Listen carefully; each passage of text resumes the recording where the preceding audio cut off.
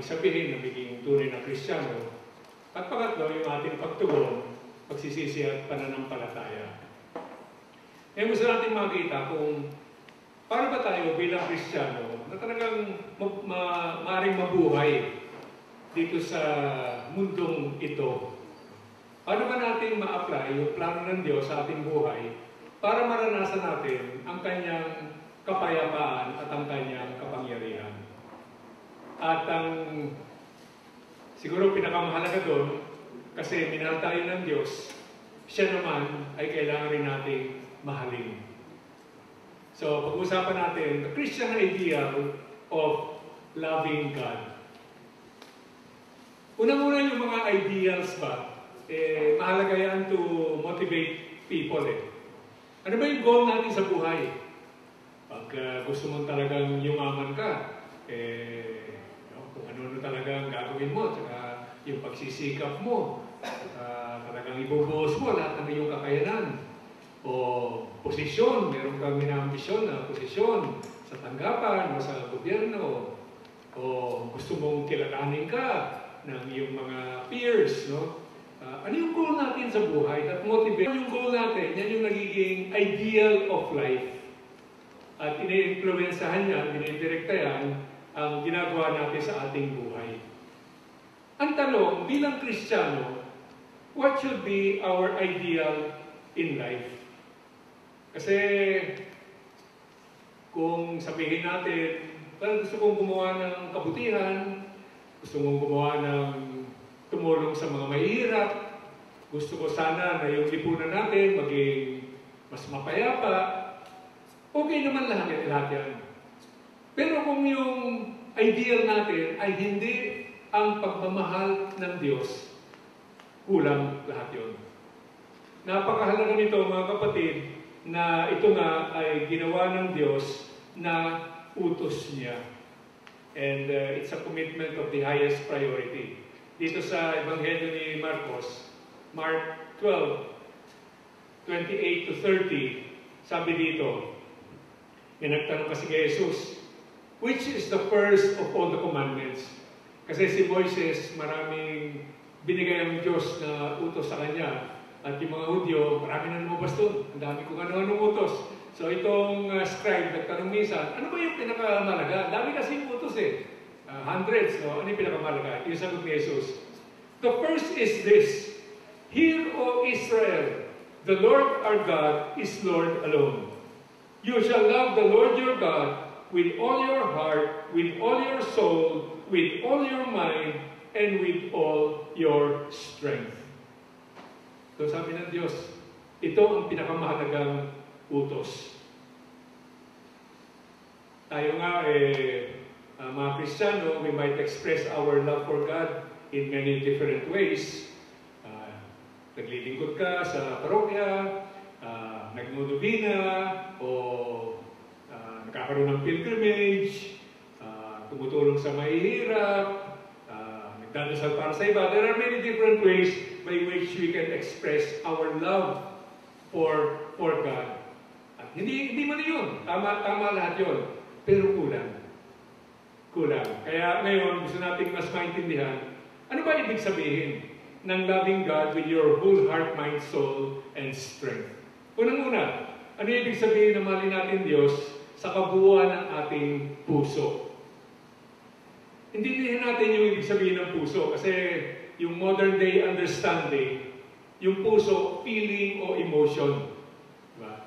Pag sinabi ng isang lalaki o isang babae sa lalaki, mahal kita, iniibig kita, diba? Yun ang feeling ko. O, ang puso ko ay sa'yo na.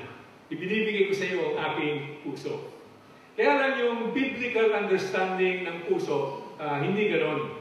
Kasi yung puso sa Biblia ay yung sentro, hindi lang ng ating intelligence at desisyon, pero ito yung kabuuan ng isang tao. Ang ating pag-iisip, thought, everything that we are. Kasama na doon yung feelings. So, mas matindi yun. Everything that we are, that is reflected in the biblical word for heart. At siguro tama naman yun, kasi kung emosyon, alam naman natin talagang nagbabago ang emosyon eh. Ngayon may feeling ka, bukas iba na, nagbago na. Ngayon ito gusto mo kasi this is the latest craze, bukas iba na. Yung pagmamahal sa Diyos, hindi naman pwedeng depende sa ganung feeling na nagbabago. It has to be a commitment na hindi nagbabago kasi desisyon na ako ay magmahal sa aking Diyos.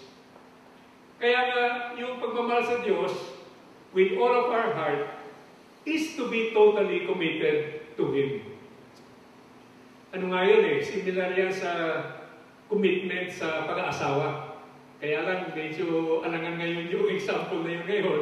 No? Pero the way marriage was designed, di ba? Kung naalala pa ng mga may asawa, umarap tayo sa Diyos, umarap tayo sa pare, tapos ano sabi natin? Kahit ano mangyari, in sickness or in health, for richer or for poorer, no? For better or for worse, till death do us part.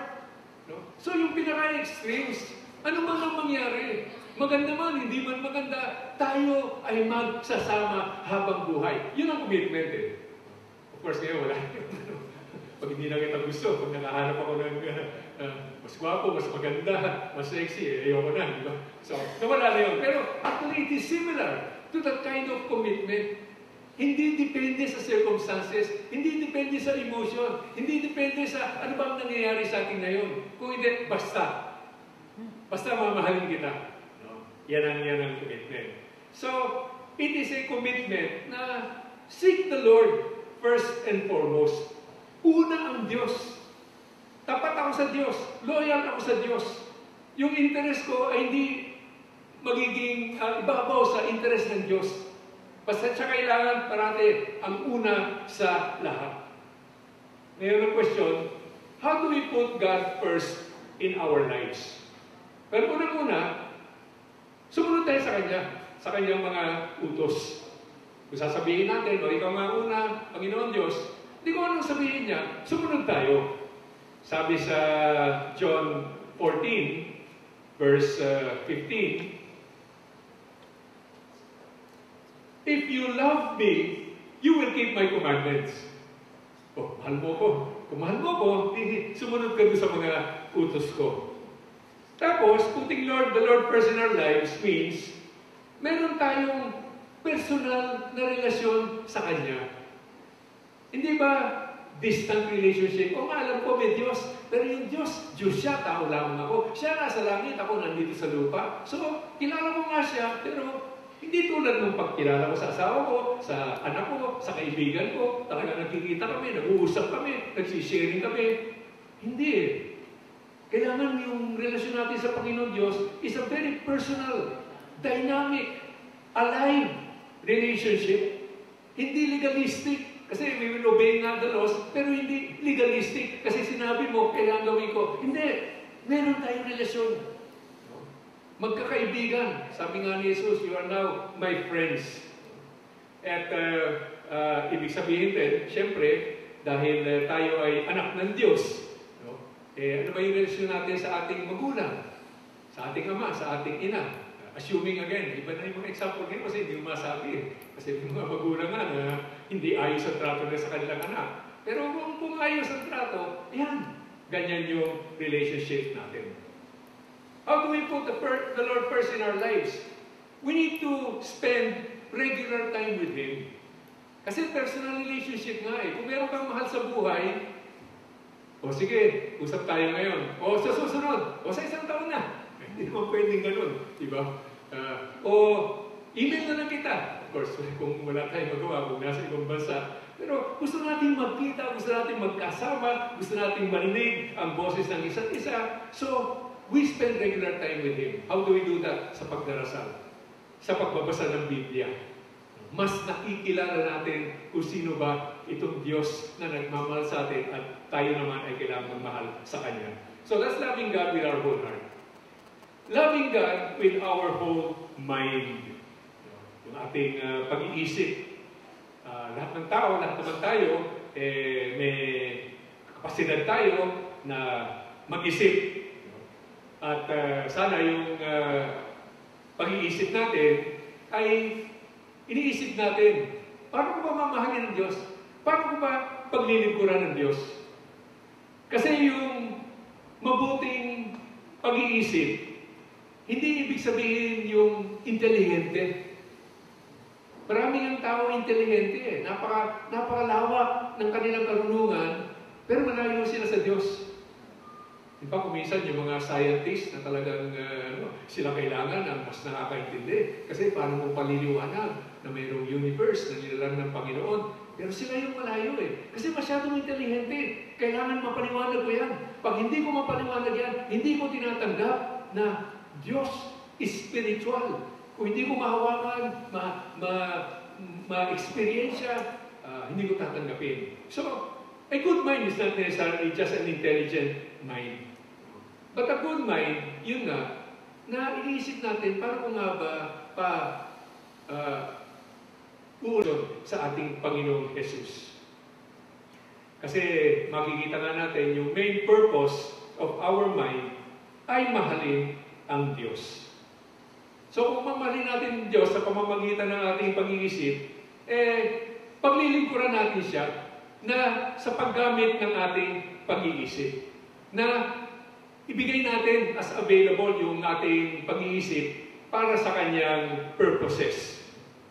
Kasi alam nyo, yung paggamit ng ating pag-iisip, maaaring magkaroon ng napakalawak, napakalalim, napakatinding epekto sa lipunan. Steve Jobs. Wala na, sayang, ano? Pero ano yung binigay ng taong ito? Genius eh, no? Yung mga na-invento niya at ng kanyang kumpanya na talagang na-revolutionize ang buhay ng tao. Ginamit niya ang kanyang pag-iisip and it contributed a lot to world progress. Marami pa yan. Neurosurgery, no? Kung ano-ano pa yan. Kaya lang, madalas ginagamit rin yung karunungan ng tao para hindi maganda. Gumawa ng bomba. No? Na para gamitin para pumatay ng tao. O yung mga ginagamit na chemical para sa biological warfare. No? So, nagagamit rin yung talino, yung galing ng ating pag-iisip para sa hindi maganda.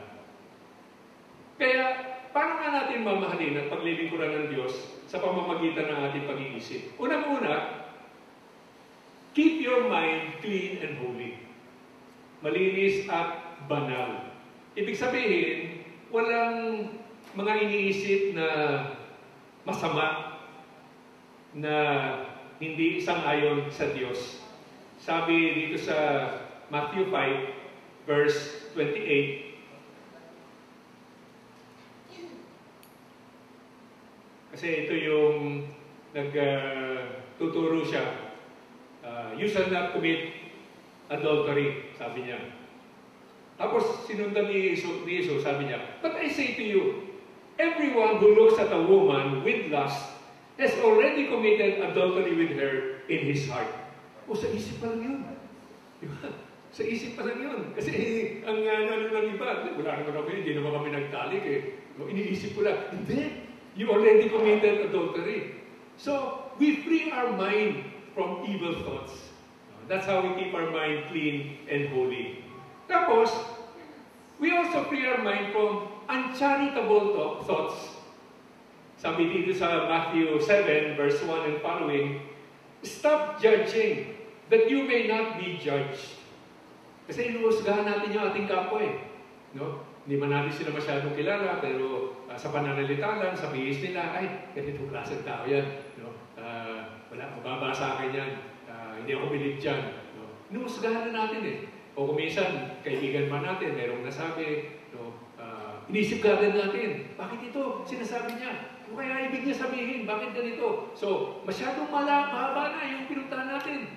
Imbis na tanungin na lang siya, Brad, medyo hindi ko maintindihan, parang nasasaktan ako sa sinasabi. Ano nga ba yun? So, do not judge, or else you will be judged. Sabi pa nga dito, nakikita mo yung splinter, yung maliit na kahoy doon sa mata ng iyong kapatid, ay yung nasa iyo, troso pala, napakalaki pala.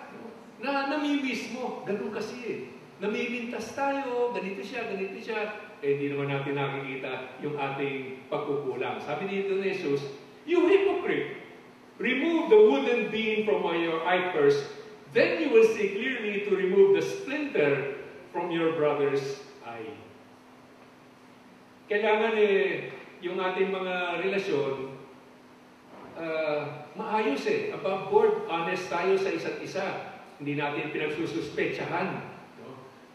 And that is how we keep our mind clean and holy. Pangalawa, kung paano natin paglilingkuran ng Panginoon sa ating pamamagitan ating pag-iisip, gamitin natin ang ating pag-iisip according to God's truths and not according to the ways of the world. Kasi kadalasan contradictory. Ito sabi ng mundo, ito naman sabi ng Panginoon. Kung ano man yung ating desisyon, yung ating ginagawa, kailangan ipakita niyan na hindi tayo doon kumukonforme sa gawain ng mundo. At tayo, nalalaman natin, na nakita natin kanina, yung ating citizenship is in heaven. So, nandito nga tayo sa Pilipinas. O sabihin natin, nandito ka sa Estados Unidos, sabi ng Estados Unidos, legal ang abortion, legal ang divorce, legal ang same-sex marriage. O legal pala di pwede. Hindi pwede. Pwede ko sa citizen kasi legal Pero yun ang pag-iisip ng mundo. Pag-iisip ng Diyos, sabi niya, hindi pwede yan, kasalanan niya. Hindi rin pwede sa atin. Our choices must be guided by God's Word. At tinuturuan naman tayo ng Panginoon Marami nakasulat dyan sa Biblia. At ang ating simbahan, siyempre, marami tinuturo sa atin. So, yung katotohanan ng Diyos, yan ang susundin natin at hindi ang mundo. Isa pa, how can we serve God with our mind? Our mind should be preoccupied with the things of God.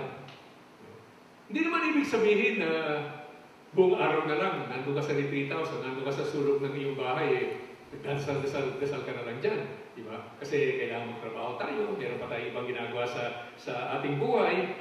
Pero sa lahat ng ito, aware tayo, mindful tayo, na tayo'y anak ng Diyos. At kung ano man ang ginagawa natin, in whatever situation, maaaring maka-apekto doon sa buhay natin sa Panginoon. Kaya nga, kung ano man sitwasyon natin, iniisip natin, paano ba ako magiging banal? O nandiyan ako sa mundo, hindi isipin mo lang, paano ba ako magpapayaman? Pero pwedeng biyayaan ako ng Diyos, paano ako magiging banal? Yun ang iniisip natin. Paano ko mapapaligaya ang ating Panginoon? Paano ko siya mapapaglingkuran? Isa pa, yung sa ating paglilingkod sa Panginoon, pamamagitan ng ating pag-iisip, kailangan protektahan natin ang ating pag-iisip doon sa mga unholy influences na nasa mundo. Marami yan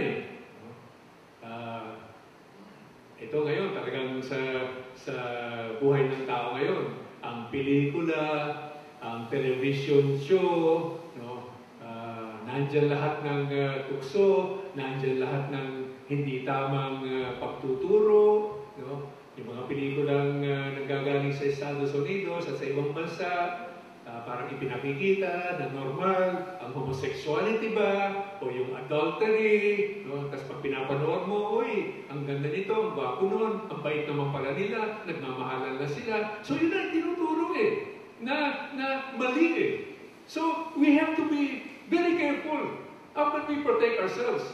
Siguro malalaman mo naman ano ba yung mga television show na puro ganun na lang ang maling turo na ibinibigay. You avoid those. Diba? Sa sine. Sa sine, sa bagay, unless cartoon siguro yung panoorin mo Hindi ka na rin makakaiwas, Pero meron talagang grabe naman, yung puro sex lang ang ipakikita, You avoid that. Kahit na yung favorite movie star ko yun, sabi ng iba, ang ganda nito. Hindi Hindi makakatulong sa atin yan Lalo nga tayong lilihis pag ganyan. Internet. Ayan, ito, napakalaking blessing yung internet para sa buong mundo. Pero at the same time, naging madali na yung pornography. No? Yung mga pedophiles na naghahanap ng mga batang lalaki o babae na mapapangahasan nila. No? So, we have to be careful as well. No? Huwag kang matukso na pumasok sa internet pornography site. No? Kung isa sa Facebook na lang, meron ba makikita-kitang ano doon? No? Huwag mo nang habulin yun pag nakikita ko medyo hindi maganda ito. No? Medyo kulang ang damit nito. So, huwag mo na habulin yun. You try to protect yourself. Now, at the same time, na ina-avoid mo yung makamundong mga bagay, you fill your mind with thoughts of God. Kasi hindi defensive lang yun eh. Pag puro ka defensive, at some point, tatamaan ka eh. So, kailangan offensive ka rin. On the offense. Paano mo naman pupunuin? Paano mo aayusin ang aking pag-iisip para mas makadiyos? Basahin ang Biblia. So, araw-araw kailangan binabasa natin ang Biblia. Siguro at the very least, yung readings for the day. Maiksi lang naman yun, di ba? Meron namang mga guides na, ito yung reading, so madali yun. Pero sana, apart from that, we take time na basahin din natin ang Biblia. Kasi tayo mga Katoliko, tayo pinakamahina sa lahat ng Kristiyano sa Biblia. No? Kaya hindi nararapat yun. Kasi ang kabuuan ng Kristyanismo ay nandito sa ating iglesia. No? Tayo nga ang put together ng Biblia, yung tinatawag na Biblia na ginagamit ng mga Protestante, tayo namili niyan ng kung ano yung mga libro, ano yung mga kailangan maisama dyan. So basta tayo ng Biblia, basta tayo ng mga aklat na sulat ng mga Christian authors, marami rin yan. No? So para mas matuto tayo, hindi tayo maghihintay na may retreat, may homily si Father, o nagpunta ka sa ibang formation program, pero tayo mismo, kuha tayo ng magandang libro, tayo mismo, babasahin natin at our leisure, at doon matututo tayo. Marami yan. Marami namang resources na ibibigay. And hopefully, even in our parish, marami yan. Tapos, gamitin natin ang ating pag-iisip para sa purposes of God. Ano yung mga katulong sa kanyang kaharian? Paglilingkod. Ang ginagawa nyo sa parokya. Pero even beyond the parish, siguro pwede rin na isipin natin paano tayo maglilingkod. No? Sa ating mga subdivision, kung saan tayo nakatira. Kahit na sa ating negosyo o sa ating mga pamilya. Kasi hindi ibig sabihin na yung ating spirituality sa simbahan lang o sa bahay lang pag tayo nagdadasal. No! Dadalhin nga natin sa mundo para magbago ang mundo. So, nandyan tayo sa ating tanggapan, pero hindi ka nais-nais na nangyayari o ginagawa yung ating mga co-workers, siguro magbibigyan din tayo ng pagkakataon ng Panginoon to speak a word. Para hindi sana ganun, no? Na hindi maayos as far as God is concerned. So, yan ang pagmamahal ng Diyos with our mind. Tapos, mamahalin din natin ang ating Panginoon sa kabuuan ng ating lakas, with all of our strength. Ibig sabihin nito,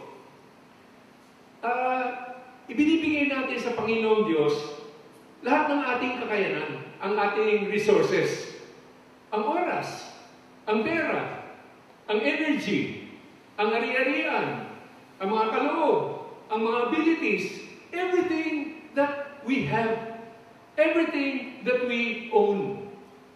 In fact, kailangan malaman natin, yung tinatawag natin na akin, hindi akin yun, sa Diyos yun. Kasi, we are slaves of Christ. God won us. Jesus won us at the price of His blood. No? He is the Creator. At lahat ng sinasabi natin ari-arian, sa Kanya talaga yun. At kahit nasabihin natin, hindi, pinagtrabuhan ko yun. Nagpagod nga ako eh. At kaya, nasweldohan ako, nagkaroon ako ng pera. Pero yung iyong gifts, yung iyong talents, yung iyong pag-iisip, galing rin sa Diyos yan eh. Yung mga breaks mo sa trabaho, sa negosyo, galing sa Diyos lahat yan. And so, we need to see na sa Kanya nga ito. And tignan natin, paano natin maibabalik para magamit niya sa Kanyang kaharian para mabiyayaan ang mas nakararami pa. Now, what are the concrete ways by which we can do that? Unang-una, doon sa ating pera. kailangan tama ang attitude natin sa pera. No? Kasi dito natatapa ang marami. Pag pera ng pinag-uusapan, gusto nila more and more of that, kaya lumilis na sila, naliligaw sila. The love of money is the root of all evil, sabi ni Paul. No? Ang Diyos naman, interesado rin sa ating pera, hindi dahil kailangan niya, ngunit ito ay ipapakita kung ano ba ang tunay na kondisyon ng ating puso. So ang Diyos interesado sa ating puso, pero ipakikita yan, depende sa trato natin sa pera. Sabi dito sa Matthew 6, verse 21, "For where your treasure is, there also will your heart be." Yun ang gusto makita ng Diyos eh. Nasa mga puso mo, nasa akin mo, nasa mundo. Ma-testing ko yan kung paano mo ginagamit ang iyong pera. And because we are stewards, hindi tayo owners, namamahala lang tayo, manager lang tayo, so we need to think, paano ba magagamit ang resources na ibinigay sa akin ng Panginoon para sa kanyang interest? Hindi para sa akin. Now, there are concrete steps that you can make, no? That you can do. Yung pagbibigay sa kanya ng pera. Ayun, collection. Doon sa ating pang-araw-araw na misa. O nagpapatayo tayo ng simbahan, nagbibigay tayo doon.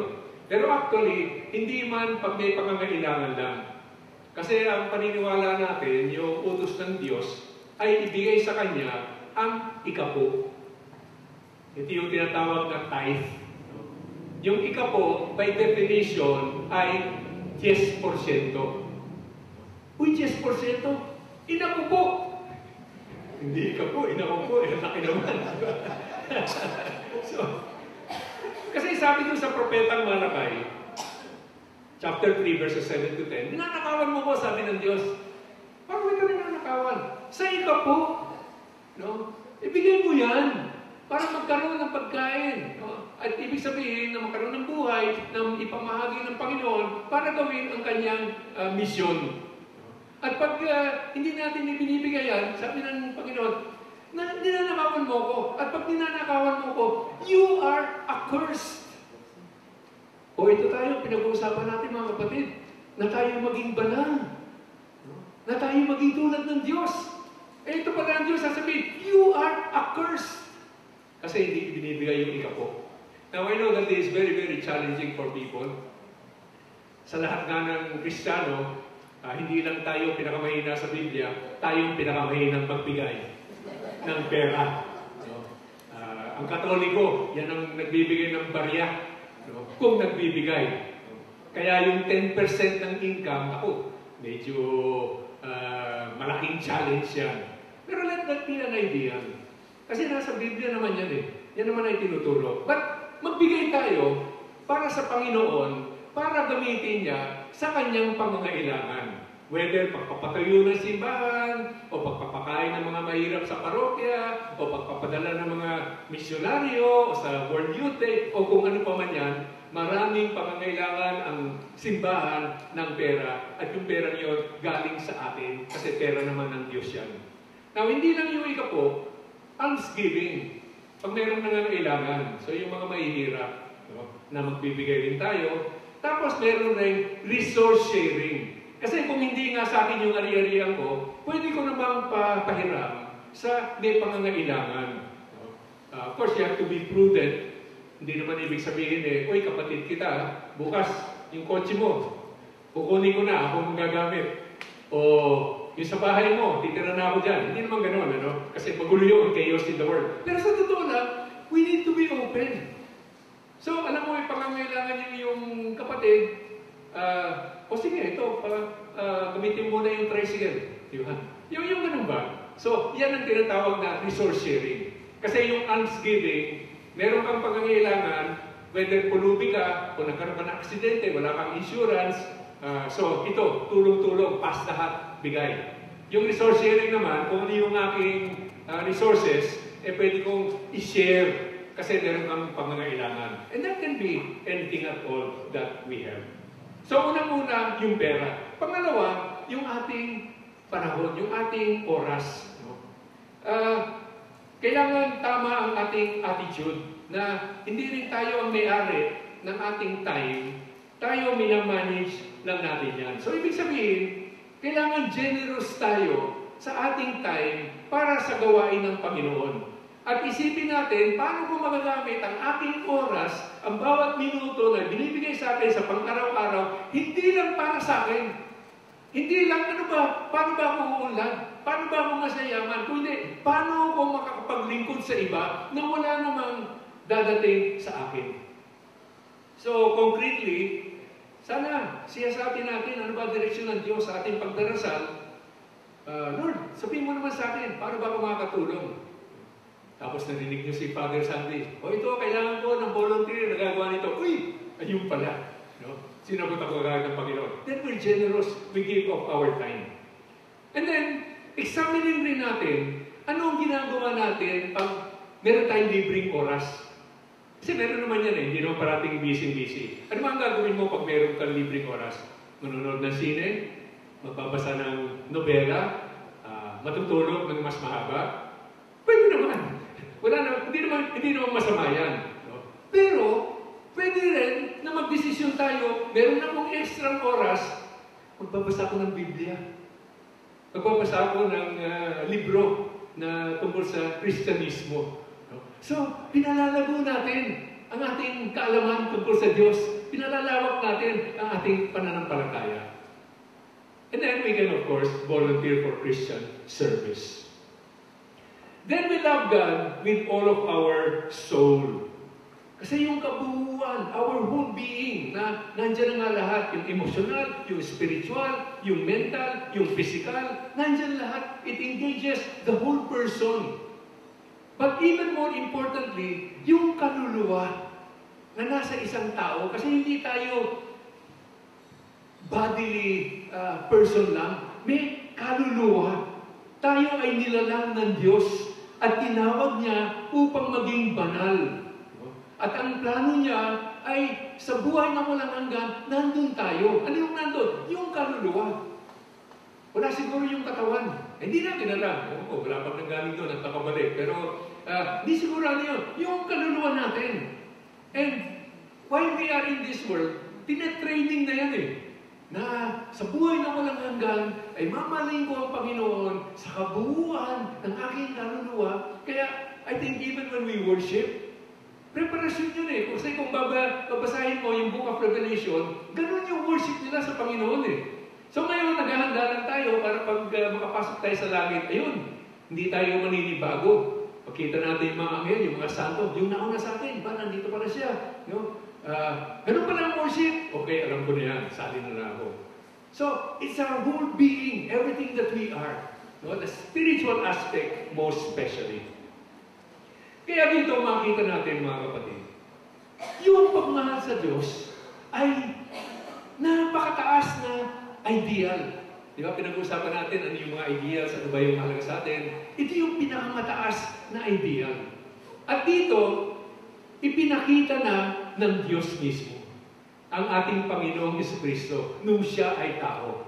Ipinakita niya kung paano mamahalin ng Diyos in the right way. Kasi siya ang modelo natin sa pagmamahal ng Diyos. Unang-una, dedicated siya na gawin ang misyon ng Diyos Ama. Kasi lahat tayo may misyon sa buhay. Kailangan nga, alamin lang nga natin, at pag nalaman natin, sana dedicated tayo. Si Jesus, He was really dedicated. Sabi dito sa John 4, verse 34, kasi nung sinasabi ng mga disipulo sa kanya, tuturo siya. Hindi pa siya kumakain. Rabbi, kain ka muna. Kasi ito yung kanyang sagot. Sabi niya, my food is to do the will of the one who sent me and to finish His work. Ganun na lang yung kanyang dedication. Ito ang pinakamahalaga. Hindi yung pagkain, hindi yung pagod ko, hindi yung abala ko sa ibang mga bagay. Kung hindi gawin kung ano ang pinagagawa sa akin ng Diyos Ama. Sana ganun rin tayo when we love God with our whole heart, mind, soul, and strength, na yung dedikasyon natin, yung commitment natin na magampanan ang misyon na ibinibigay sa atin. Pangalawa, si Jesus ay sumunod sa utos ng Diyos hanggang sa kamatayan. Hanggang sa kamatayan. Kasi alam naman nyo, yung kanyang pagdarasal, nung nandun siya sa Gethsemane, no, doon sa kanyang passion, nag-uumpisa kanyang passion, at kasi si Jesus, tao rin siya eh. Nakita niya kung anong dadating eh. No? Nahirapan niya siya doon eh. Yung humanity ba niya, nahirapan niya siya doon eh, na ang gagawin sa kanya, nakita na niya. No? Kaya pinagdasal niya na ito in Luke 22 verse 42, sabi niya, Father, if you are willing, take this cup away from me. Still, not my will, but yours be done. So, sabi niya, Ama, baka naman pwede mo akong palisitin dito. Diba? Pero, mabilis ang sunod niya. Sabi niya, pero hindi, ikaw ang masusunod. Kung anong gusto mo, yun ang gagawin.